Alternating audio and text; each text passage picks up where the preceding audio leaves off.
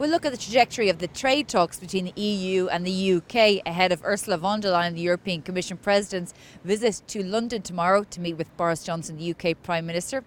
Also, a Maltese court has overturned a conviction for a private German ship which was convicted of rescuing migrants.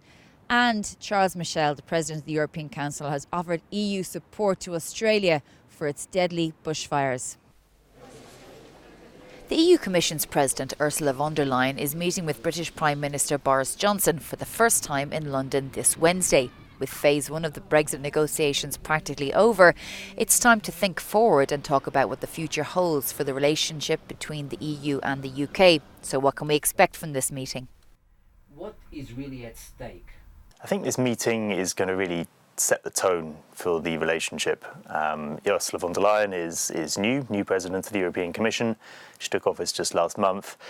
Boris Johnson's been Prime Minister for a little longer than that, but of course he now has his electoral mandate. After his election, he now has a parliamentary majority for the first time. So he has much more free rein domestically in the UK to pursue his agenda. Boris Johnson has previously mentioned that he wants an ambitious trade deal. But what does this really mean? The Canada model is currently the most comprehensive trade deal the EU has without elements of regulatory alignment. Canada will be the closest model among the EU's existing trade deals. Now that currently looks like what the UK is going to try to pursue.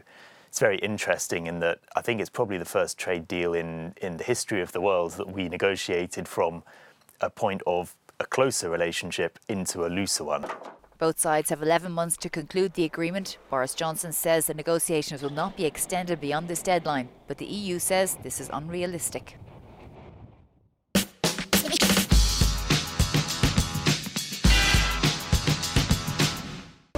EU Council President Charles Michel has offered Australia every kind of assistance in the fight against the raging wildfires.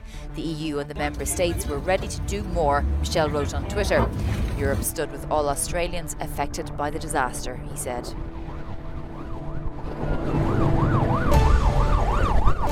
A Maltese appeals court overturned the conviction against the German captain of a private ship that rescues migrants in the Mediterranean Sea. Klaus-Peter Reich had been found guilty last year of entering Maltese waters without a permit.